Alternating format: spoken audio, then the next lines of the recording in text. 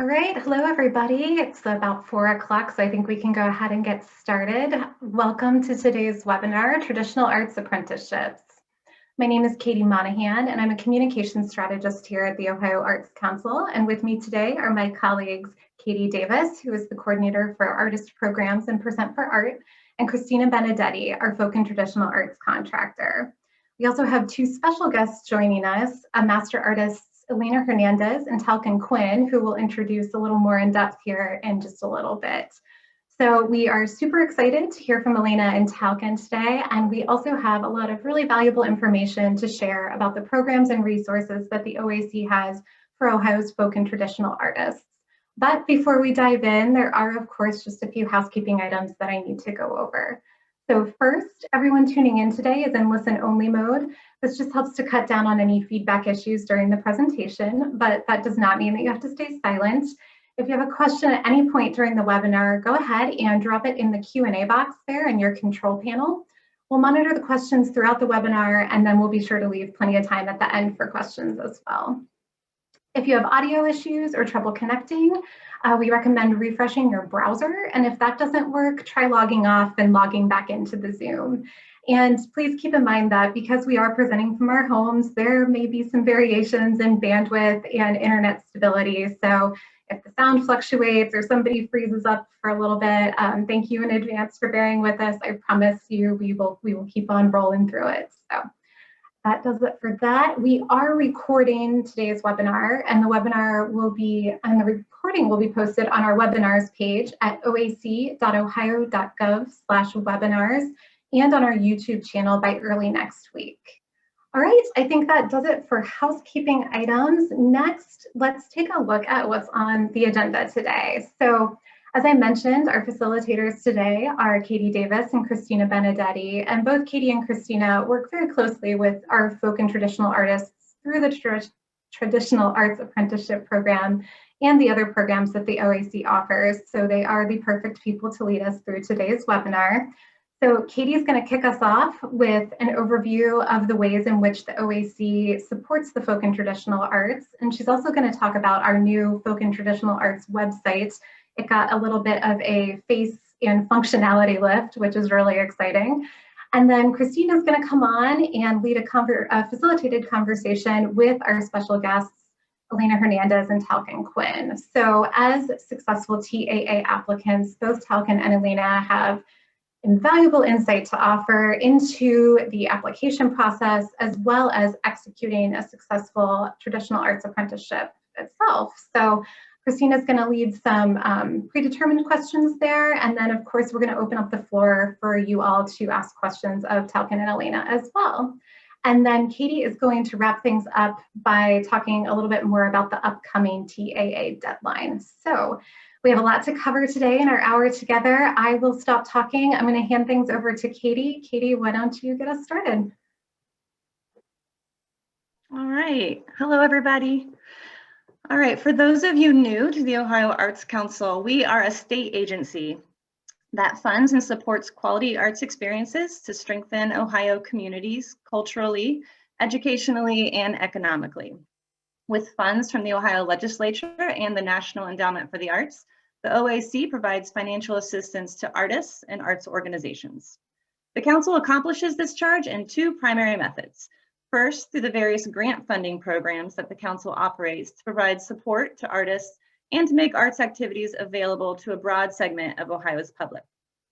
And secondly, by providing services that help to enhance the growth of the arts. Sorry, my screen froze up there for a second. Trying to advance the slide, everybody. There we go. All right, our agency is led by Donna Collins, Executive Director, and Deputy Director Dan Katona. We are thrilled to work with the OAC leadership and staff to carry out our mission, which includes supporting Ohio's artists. All right, so what are the folk and traditional arts? As you can see here, the National Endowment for the Arts Folk and Traditional Arts program has a really good definition, which is the folk and traditional arts are rooted in and reflective of the cultural life of a community. Community members may share a common ethnic heritage, cultural mores, language, religion, occupation, or geographic region. These vital and constantly reinvigorated artistic traditions are shaped by values of standards of excellence that are passed from generation to generation, most often within a family and community through demonstration, conversation, and practice. At the OAC, we support folk and traditional artists who are currently living in Ohio, but this can mean a lot of different things. So you may practice a traditional art form that has been in Ohio a long time, or you may be an immigrant artist or a descendant of immigrants who is practicing a tradition that originated somewhere else, but that you are sustaining within your Ohio community. Or you may practice a more recent tradition that has developed within your cultural community, but still bears the hallmarks of a cultural tradition. It's rooted in the cultural life of your community. No matter if you live in an urban, rural, or suburban area, the folk and traditional arts happen everywhere that people are brought together by creative practices that are rooted in their cultural communities. All right, so we are going to get to the Traditional Arts Program, which is what we're going to be talking about today, or TAA, which is what we like to call it at the OAC. So this, the TAA program is designed to preserve cultural heritage through collaboration between a master artist and a dedicated apprentice. Our guests today are both experienced master artists with this program, and we're so excited to hear the advice and stories from their experience guiding their own apprentices within their own art forms. The TAA program pairs a master artist with one and sometimes two apprentices. The master artist is the applicant, but the apprentice will contribute narrative and support material to the application. The apprentice must be an Ohio resident, but the master can be from out of state if there isn't a master knowledgeable of the art form in our state. For example, we recently had an application from an Irish harpist from Chicago who applied to take on an apprentice from Cincinnati. There are other harp masters here in Ohio, but the type of study that the apprentice was undertaking was only offered by this master, so the apprenticeship was supported. There is a requirement of a minimum of 50 hours of direct one-on-one study between the master and apprentice. A common work plan is 2 hours of study twice a month, with additional time visiting performances or events depending on your art form. The master may request up to $4,000, but at least 50% of that request needs to go to the master artist honorarium. Additional items in the budget can include supplies, materials, space rental, travel, in-state only travel for the master, and no funds can go to the apprentice.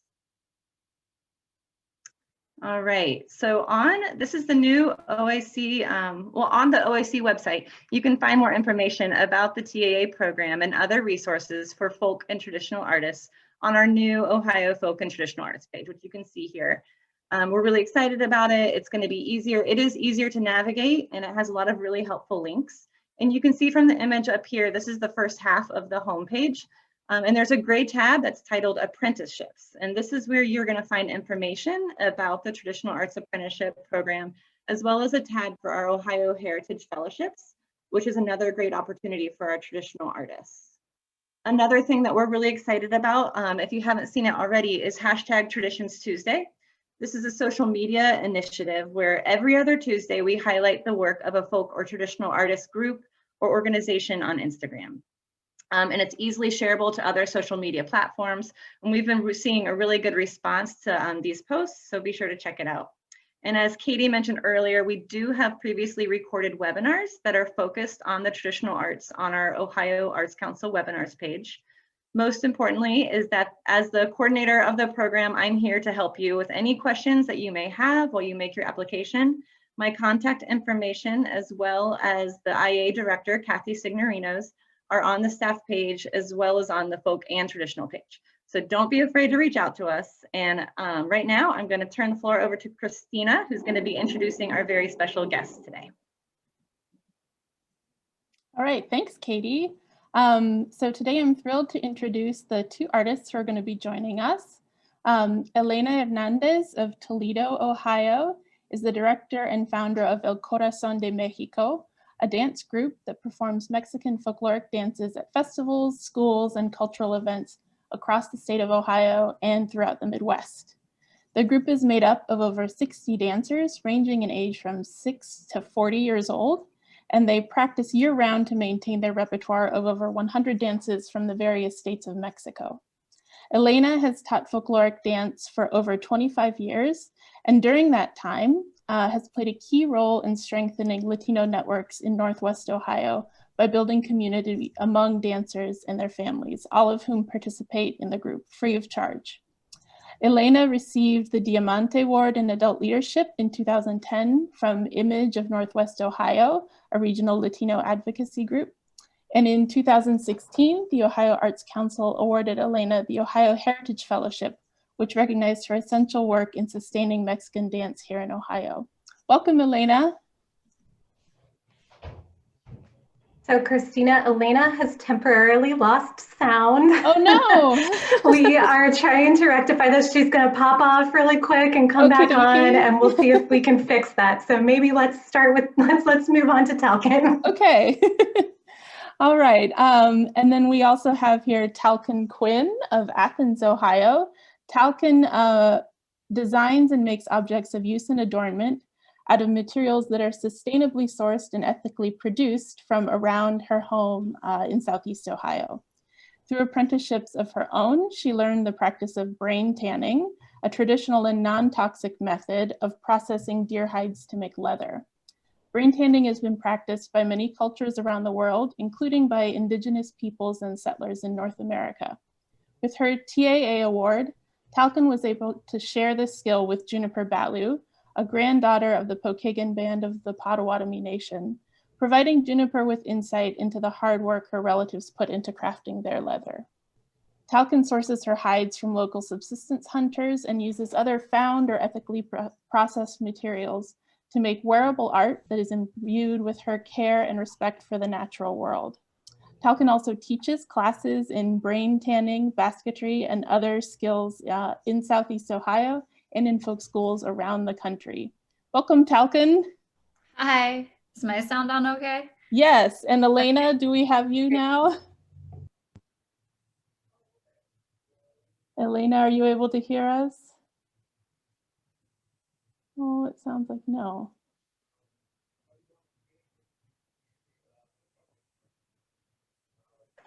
I'm going to give Elaina the call-in number, and maybe she can call in on her phone and we can work it out that way. So, okay. Apologies for the technical difficulties, everybody. But Christina, maybe you can direct your first question to Talcon while we try and sort out. Alrighty. So the first question I have, because I think those listening would love to learn more about what you do. Talcon, could you tell us a little about the tradition you work in and how you came to be a tradition bearer? So the tradition that I passed on to Juniper is brain tanning leather, which I got interested in about 20 years ago when I was striving to have a better relationship with the world. And 20 years ago, it was kind of even before the whole term carbon footprint, but I wanted to figure out ways that I was not harming the earth in the best ways I could. So I was learning how to put up food. I was learning how to weave baskets, diving deeper into my herbal knowledge. And at that time, I also learned how to tan hides. I grew up in a culture where I had a lot of mentors growing up doing jewelry, first beading, and then silversmithing. And so when I started traveling in my 20s, I kind of knew how to have those relationships where you like meet a teacher, you bond with them, and you say, will you sit down and teach me these things? So I first learned hide tanning in California with Stephen Edholm and Tamara Wilder, and then had a series of other mentors on brain tanning around the country, such as a guy who goes by the name Digger in Montana, a woman named Lynx Bilden who teaches Stone Age living skills. People with I'm spacing on the name right now, the Wild Abundance School in outside of Asheville, North Carolina. I spent a lot of time learning and growing with them. So once I hit a certain level of doing the skill, it was like a matter of sharing it and practicing it on my own. And then ended up coming home, and upon coming home also like recognized how much that skill was used by my relatives and ancestors as early settlers of the Ohio River Valley. You're back. Wonderful. Yeah. Elaina, do we have you? Yes, sorry, my sound went out and I had to try and call in, so hopefully it sounds okay. Sorry Yep, about it's that. perfect. Okay, so we heard from Talcon how she sort of came to be a tradition bearer. Could you let us know how you came to be a tradition bearer and tell us a little bit about the tradition you work in? Yeah, so my name is Elaina Hernandez, and I'm the director of El Corazon de Mexico, which is a folkloric dance group in Toledo, Ohio. I started back when I was 6 years old. I joined a local dance group that practiced at our church. So my mom was the youth group minister there, and one of her participants had a dance group. I went to a festival and I had seen a folkloric dance group when I was young, and I just knew that's what I wanted to do. It really called to me. I found out that both my grandmother and my aunt were folkloric dancers. And so my sister and I joined the group. And after the first practice, I almost stopped dancing. So the director had come to my dad and had told him, you know, your younger daughter is doing great, but Elaina, we just don't think this is for her. And my dad pulled me into the kitchen and asked me about it. And I was very upset because it was something I really wanted to do. And he says, well, show me the step. And so I showed him the step and he taught it to me in the kitchen. In fact, he'll tell you that he was one of my first teachers. And that's what's so special about folkloric dancing, because it really is a tradition that passed down from one instructor or one teacher to the next, just like a story. And that's how I got involved with it. When I was a little bit older, I started directing. When I was a sophomore in high school, I decided that I wanted to start my own group, El Corazon de Mexico. We started with 9 dancers. We now have over 60 active members in our group, and we dance various dances from the various states of Mexico. Wonderful. Thank you, Elaina.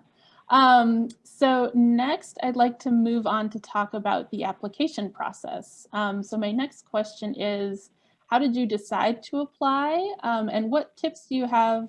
Oh wait, I'm sorry, I skipped ahead and I don't want to miss this question because it's where we get to talk about your apprentices. So I apologize. Okay, rewind.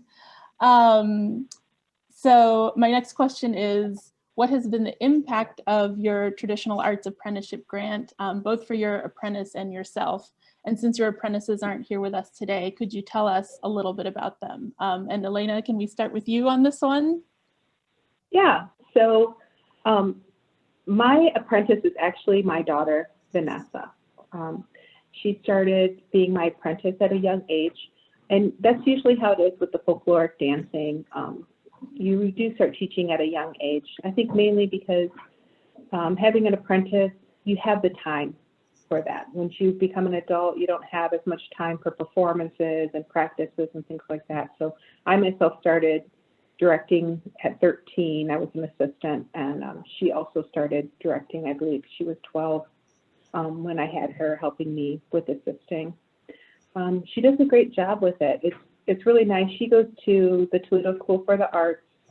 So because the folkloric dancing doesn't take on as much of a stage presence, she's been also too able to add in some of the things that she learned from going to the Toledo School for the Arts, and it really helps build up the group on those pieces that weren't things that I was taught, that she can add to the group to make us more professional, and also to just to add to making sure that we fulfill a lot of those different kinds of elements with the dancing.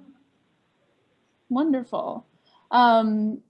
Talcon, same question. Can you talk a little bit about the impact of your Traditional Arts Apprenticeship grant, and also tell us a little bit about your apprentice? Yeah, my apprentice is Juniper Ballou. She's now 13. When we were filling out the application, she was 11.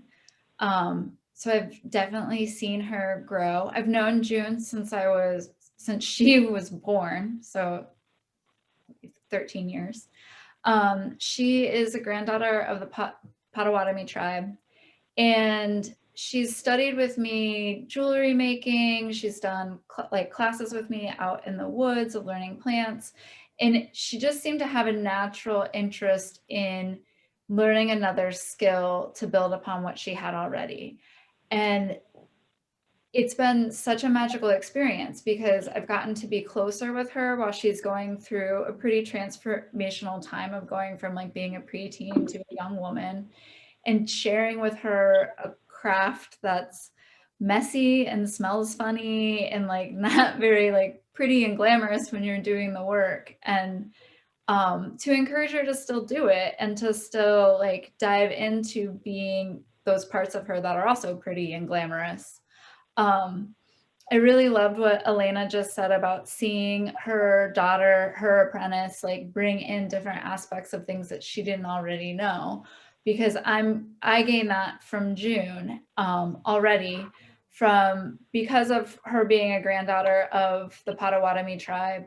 I've formed a relationship with her uncle, who's a craftsperson, and so I'm hearing their traditions and building upon it. And even just as like an artist, like, yes, there's ways that we tan hides and it's good to know the historical ways, but a piece to me that's so beautiful about folk art is that it is evolving and changing. There's like different pieces of the stories that get added in, or new techniques that get developed, or just new ways of using it. Like when I stylize buckskin clothing, I don't make garments that look like I would be going out to hunt in like the Stone Age. I make garments that I can wear to the grocery store now.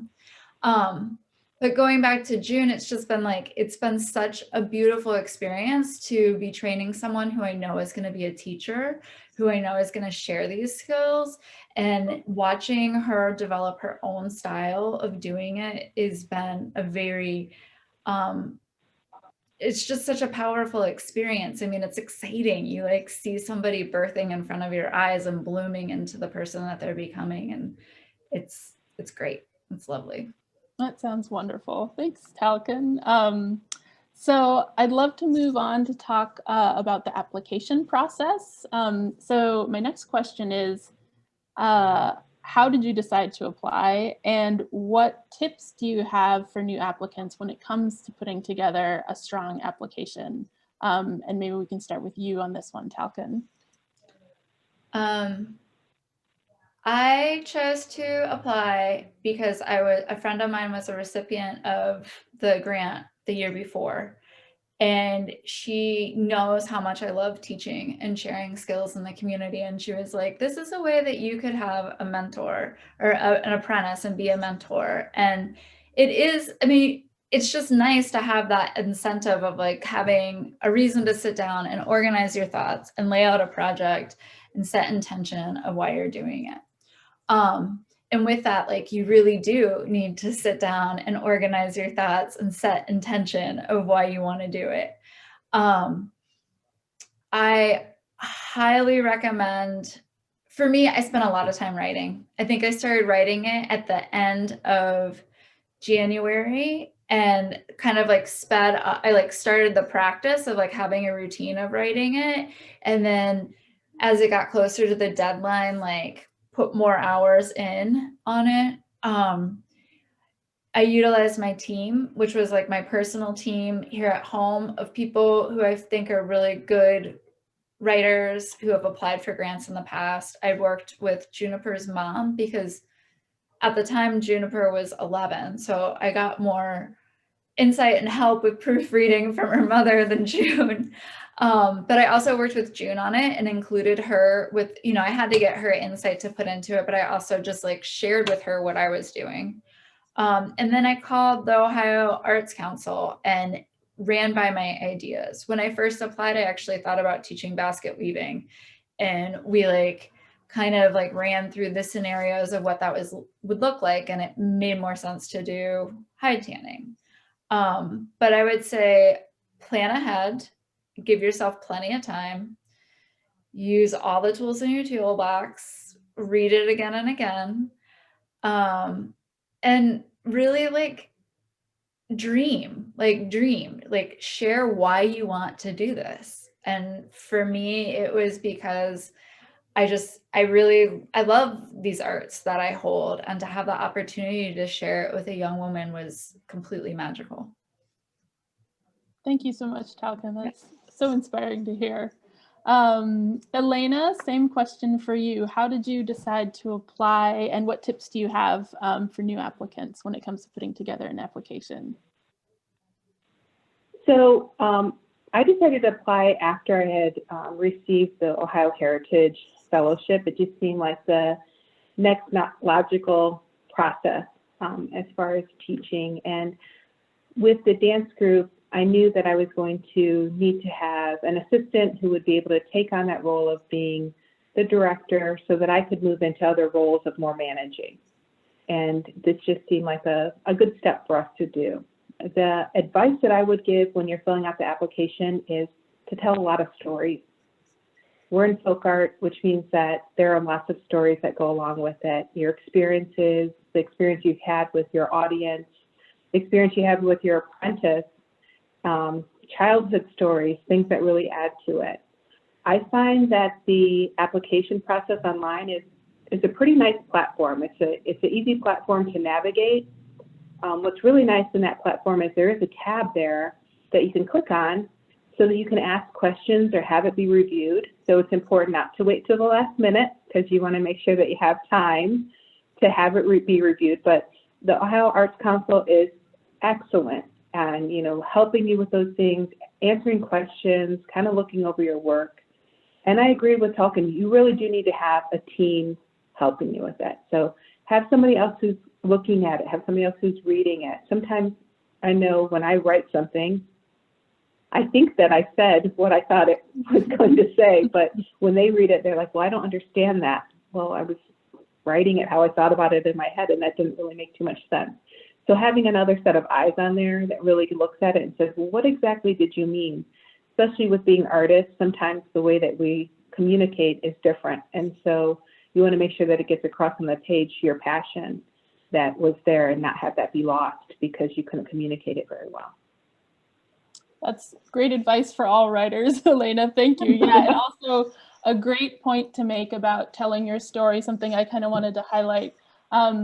You know, our grants are evaluated by 3 panelists, and they're probably not going to be experts in your tradition if you choose to apply. So it really is important to use the application to tell those stories, to fill the panelists in on what they should know about what expertise looks like, what the learning process looks like, and using stories to do that is a fabulous way to do that. So yeah, thank you, Elaina. So my next question, so our listeners are really lucky to have you two here today because not only have you successfully applied for and received a TAA grant, you've each fully completed at least one apprenticeship. So I'm wondering what advice you have for those who are interested in applying as they're sketching out plans for a year-long apprenticeship. And in asking this, I think we should acknowledge that this grant covers a lot of different traditions and art forms, all of which have their own styles of teaching and learning. That's one of the beautiful things about this. So it's definitely not one size fits all. But with that said, we'd love to hear your thoughts on sort of the process of planning an apprenticeship. And Elaina, maybe we can start with you on this one. Yeah, so I've actually received this grant 3 times. In the folklore dancing, there's like a lot of times people think that Hispanic culture is all universal. And with the Mexican folklore dancing, we actually dance dances from various states of Mexico. There's 32 states. Each state has its own style of music, its own costume, and its own style of dance. And in fact, some of the states have multiple regions that have different style of music and dance. So what we do is we usually pick 2 or 3 states, a couple different regions that we focus in on. So we're not trying to encompass all of the dances, but we're just working on a certain region. In the beginning, we'll do research. So we're doing research. We're practicing all year long. So we're also with our group the whole time. But we're practicing, you know, we're getting our research together, we're picking out the music that we'd like to use. Then of course, then we're learning the steps because there's going to be certain things that go with certain states and certain kinds of regions. And then we start to teach it. We're going to add in our choreography. We're going to add in different things like that. But our goal at the end is we begin our process in August, and our goal is at the end, when we get to Cinco de Mayo, May, and then in June, we're going to do performances that feature those dances. So it works out really well for us. I know for other people it might be a little bit different because they may not have a resource where they could then do a presentation at the end. But for us, our goal is then to get things ready for that presentation at the end. It was a little bit different with COVID, but I'm not sure if is that a second question that we're going to talk about with COVID that I Yes, that yeah, that's our last okay. one. I'll let them talk about that Sweet. afterwards. Great. Mhm. Same question for you, Talcon. What sort of advice do you have about planning an apprenticeship from the point of view of applying? So once you choose, like for me, I chose to teach hide tanning to my apprentice. And like, I thought about all the aspects that I want to cover with her and what we each wanted to see. And what we each wanted to see was to see her walk away with this skill of being able from start to finish, do this. So we kind of mapped out, we just like jotted down like all the steps that are involved, starting with the tool making. So Juniper learned how to make the tools that she'll use for hide tanning in the future. So we started with tool making. We jotted down about how many hours we thought that would be. And then we went through the steps of getting the skin off of a deer and then preserving it to wait for a while. And then the steps that come on between that. And tanning is very labor intensive, and for most people it's pretty seasonal. So we have deer season, and I obtain my hides from hunters who are hunting for food. So we timed it where we started working on the tools, and when we were working on the tools, we also just like started educating her about leather and different types of leather and different animals and books that I use and teachers I've had. And we used that time for a lot of just like foundation knowledge. And then we ended up dividing it into matching my seasonal calendar that I have for working on hides. So Juniper went with me when I was at the deer processors to skin deer, and she skinned like 6 deer with me, which is awesome and beautiful. And then she skinned an animal, I think within a week later, her brother shot a squirrel and she knew what to do and she did it on her own. And so the way we developed it, it like matched with seasonally what I would be working on, but it also was like, here's a step. And then at the end of this step, we'll stop and evaluate what we did. I had her keep a journal the whole time too, so that she would know. But so with the application, the grant, the end goal is that you're going to do some sort of presentation. So I was kind of like, we can't just be like, here's a hide. This is what we did. But I frequently get asked to do presentations at the public library on just like a little 1 hour like slideshow of what is involved in hide tanning. So the goal for us was for June to be able to do that, which she totally can. She even has a designed PowerPoint.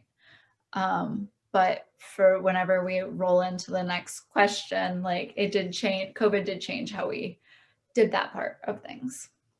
Great. Well, this seems like a very natural transition to that question. So let's just go there. You both completed apprenticeships during the COVID-19 pandemic. Can you talk a little bit about how you adapted your work plans? And then as we're going into this new application season where we're not sure what the future holds for being able to gather at particular times of the year, do you have any advice or thoughts on how like putting together an application for that?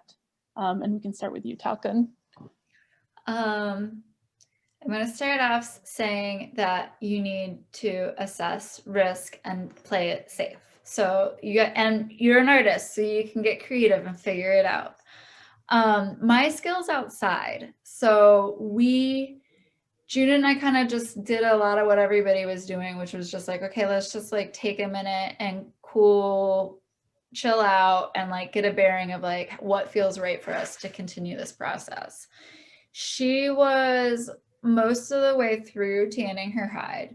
And then her family and I spoke, and it made sense that if we were wearing masks and being outside, there was no reason for us not to finish the process. And we just maintain social distancing. We didn't have to be right next to each other on the whole time. I mean, there's pictures that you shared today where we were at that point in the pandemic where we were, standing like 3-4 feet apart, which is not ideal for social distancing, but we were outside wearing masks and still able to talk and communicate. And I had June do all the steps as if we were going to be doing the presentation for the library. And just like, I'm a big sister, like very much like a stickler for like getting kids to do work. So I just had her do that. And that never came to it never happened.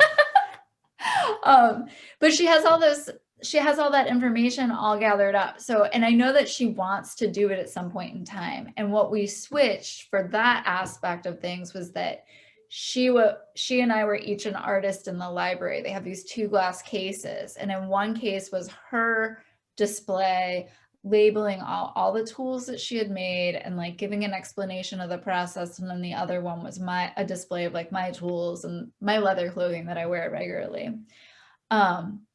But we had this interesting thing happen where someone found out about our apprenticeship and did an interview for National Public Radio. Is like traditional. I'm like totally spacing on the name right now, which I feel embarrassed. Oh, I think this is the Inside Appalachia. Something like that, yeah, Folkways or something. It's called, if you Google from brains to bucks, that's the title of the radio the documentary or the interview or whatever. But it was beautiful. And anyways, I got flustered there. Sorry, guys. Doing that with June, I felt like was a good final project. So we had to adjust to it because none of us foresaw a pandemic when we were planning it. But I think now, if I were planning one for this year, with my skill, it's easy enough to stay outside and socially distanced. I would plan everything to be outside and socially distanced. If I was planning a presentation, I would plan it to be online. And, if it switches and we can all be together at the end of the year when applicants are able to, when it's time for them to do their presentations, everyone's going to show up, even if it's just like short notice, because we'll all want to be together.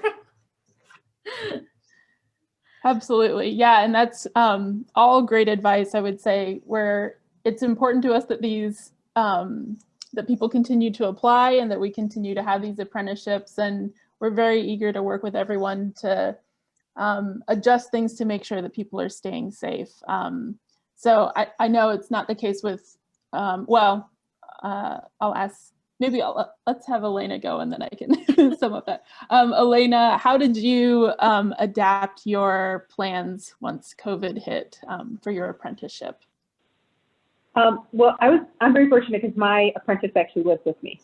So, and it worked out really good. We really had to try and do things differently. So we did a lot of Zoom types of things with our dancers.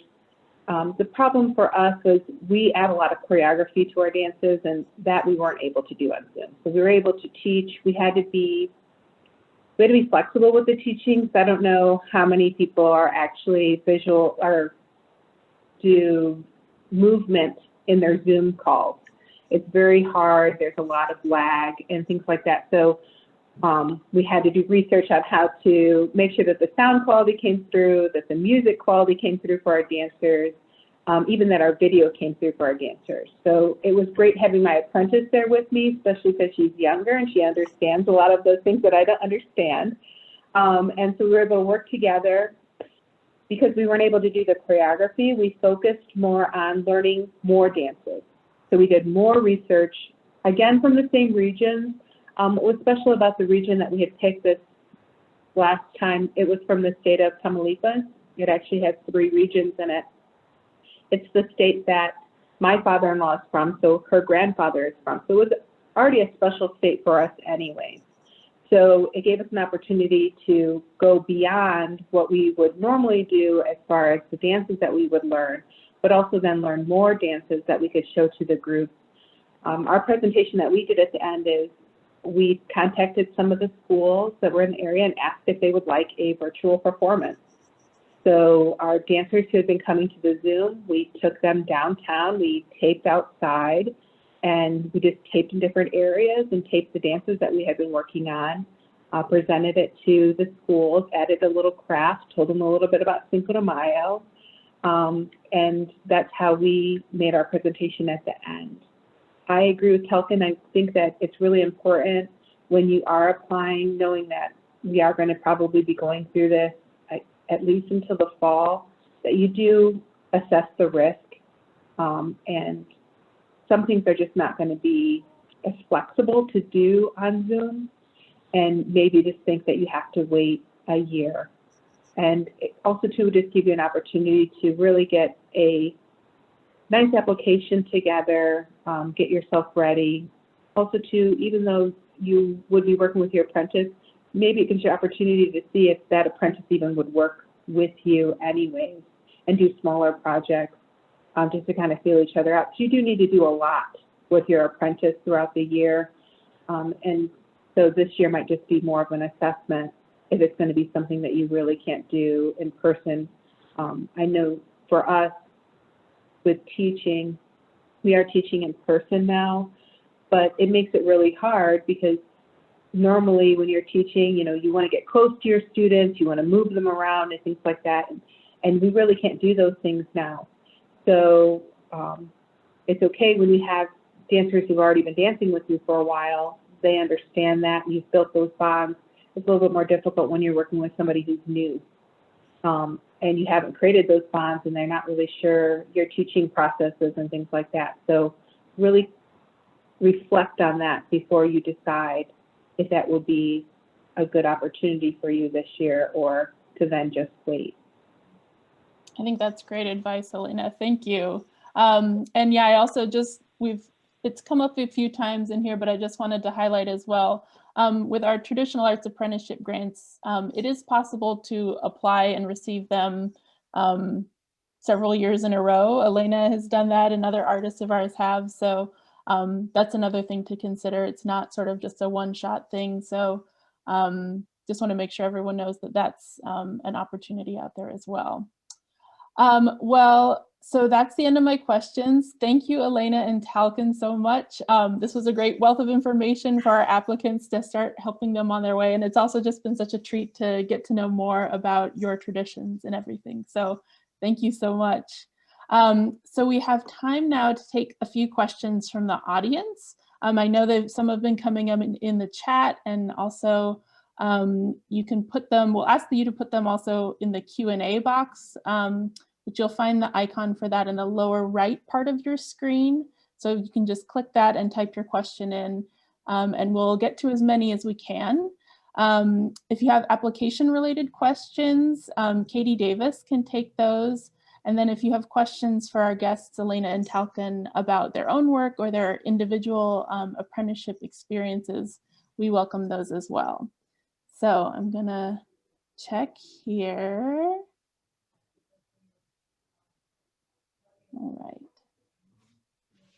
So I have one question. Could a master apply to work with 2 apprentices simultaneously? Katie Davis? Here. Yeah, the answer is yes. Yeah, 2 is our maximum in our guidelines, but yeah, you can work with 2. We have had a dancer that worked with 2 dancing apprentices, so yes. Great. Good question. Good question. So we have 2 other questions that I think they sort of got addressed. What should you think of when making a work plan during pandemic time? I think what Talcon and Elaina have shared with us, it was all great advice.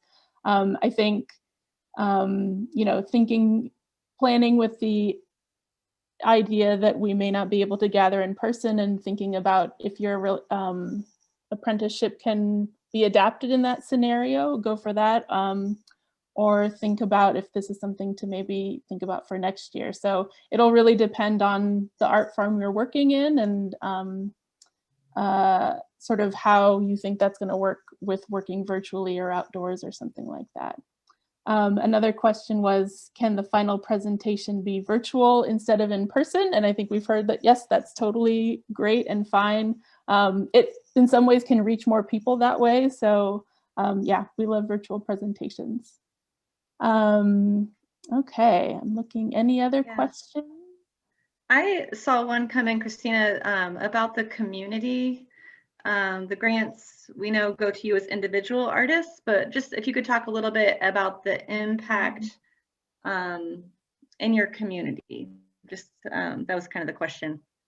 Your work as a tradition bearer, how it impacts your community. And you guys did, you touched on this, but if you wanted to elaborate any more on that, either one of you.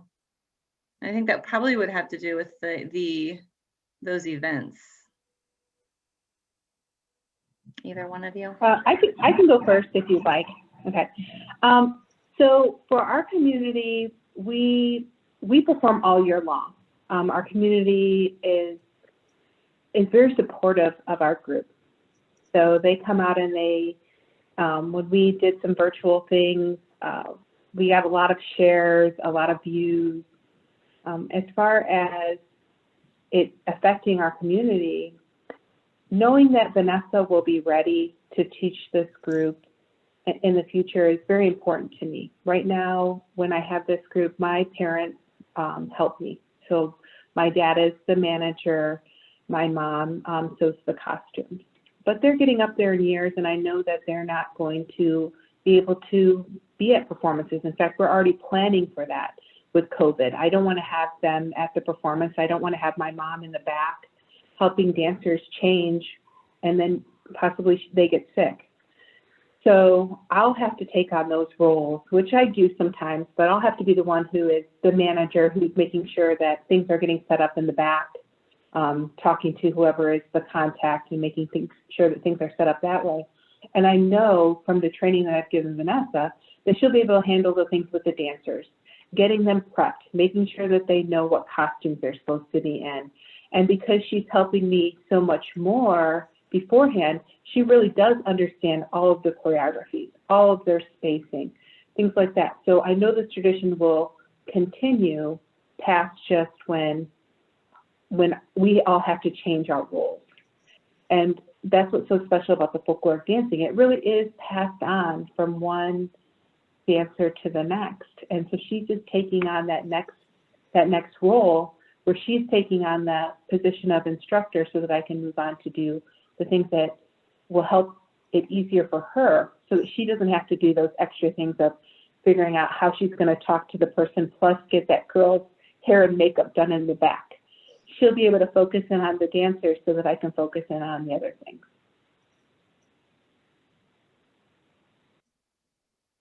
I like that a lot.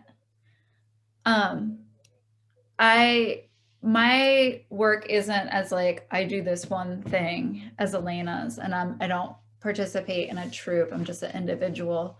But I was, as I mentioned with the first question, I was trained as a jeweler and a silversmith. And before that, I spent a lot of time with my great aunt, having her weave. She did caning on chairs and upholstery, and she passed away before I was too old to learn those things from her. But I had that kind of sit next to an older person working on a project and learn about it, feel it out, feel if you like it. And then if you like it, you can pick it up and you keep evolving and you kind of pass it along. So, and with COVID, my impact on my community has changed a little bit. Since I moved back home 6 years ago, my impact a lot was doing in-person events where I was selling my art and I was talking to various different people about what I did. I live in Athens, Ohio. So some of the folks here in Athens are college students, liberal, just for lack of a better word, they're liberal hippies. They eat at the local co-op, health food store person. And then you have people who grew up, who their grandparents hunted, their grandmother always canned their food. They always had a garden. They're more good old boys. And I would vend at events where both of those people would kind of merge together at my booth and learn about things that they both had an interest in, which was super beautiful. And I started beginning to see that it was a skill that I could share with disadvantaged youth in the area to help them regain a sense of place. We have a lot of people in the county where I live, a lot of children who are growing up without their parents. So they live in second homes, usually with their grandparents. And so I saw it being this binder of people being able to bridge the generational gap there. And with COVID, I'm kind of in this spot of like figuring out how do I reach this next level where I'm not just like at fairs, like talking and like sharing in that way and sharing knowledge, but actually figuring out how to get into the community and make pairs where people are learning these skills so it can help create a better sense of place for some of these, particularly the youth who have felt, you know, like it's been taken away. Right now with COVID, what I see my art doing is that it's because I've been able to offer some in-person outdoor classes and some Zoom classes, it's giving people something to do where they can see other people. But I feel like that's just this like little seed of a step before I get onto this next level of like being able to map out how do we share more skills in the community that I'm in to help people feel more hope in Appalachia. Yeah, I don't think we should discount that. I mean, both you, Talcon, and Elaina have done virtual programming that I'm sure has brought a lot of joy and connection to people, and like that's what we need to do right now. So, and you guys are doing it. So, wonderful. I had a question come in for Katie. Can you explain a little more about how funds can be spent, particularly the 50% for the master honorarium? Maybe just explain a little bit more about how the budgets work. Yeah, the 50%, so you can request up to 4,000. So if you were to be given the 4,000, 2,000 of that, which is 50%, needs to be your honorarium. That would only go to the master. All the funds do only go to the master, but the other funds, you could use them for materials, travel, in-state travel only. That's one of the rules. Yeah, I would say materials. I'm trying to think of some other ones. Maybe if you were going to like a concert together as a way of learning, that would be something that the funds could be used for. So anything that would help you in educating your apprentice. But those funds, the money does go to the master and not to the apprentice. So, all right, I hope that helps. I feel like we might be coming up on our time, Christina. Do you think we should, do we have any other questions? Any other? Let's see. I see a question in the chat. Can applicants ask for feedback on the draft application via email or a virtual meeting? Yeah, the answer is yes. You can always ask me. There is a feedback request that you can hit, and I can, or you can call me, contact me, or Kathy. Always happy to give feedback, and also, but make sure you ask at least 2 weeks before the deadline. So don't ask for that feedback 2 days before the deadline. The answer is yes. We had a great question of someone asking to if they could see the websites and your social media for our artists here today. There's going to be an email going out to all of you who attended about the presentation with the link to the recording and stuff like that, and we can be sure to include all of that in that email so you guys can follow up with Talcon and Elaina on their awesome work. Alrighty, any other? I'm not seeing any other questions. And if there is anything, Kathy and I are definitely going to get back with, we will email anyone, any unanswered questions. We'll be sure to be in touch with people. All right, Katie, you want me to move on? Yeah, we go for it. Okay, I'm going to share my screen here. All right, can everybody see that? Yep. All right, great. All right, well, thank you so much. That was so great. Such a good conversation. I think it was I'm sure very helpful for our listeners as well.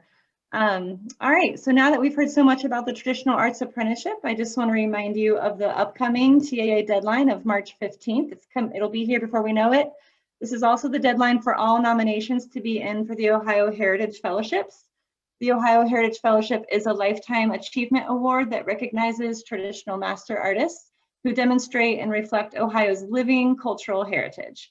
So links to those guidelines and nomination form for this program are also on our Folk and Traditional Arts page. And please, again, don't hesitate to reach out to any of us in the individual artist's office if you have any questions or need help. And like I said, it is always good to ask at least a couple weeks before that March 15th deadline, just so we have plenty of time to help you.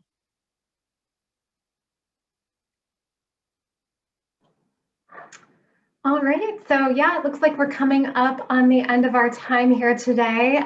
Again, if we didn't get to your question, don't worry, we have been tracking all the questions and we will follow up with you within the hour offline. So there's that. If you have a question that you didn't get a chance to ask or you think of something later, you can see on your screen here the contact information for Katie and Christina, and also for Kathy Signorino, who has been answering our Q&A behind the scenes for us today. She's the director of the IEA office, and all three of them are always happy to help, so don't hesitate to reach out again if you have any questions.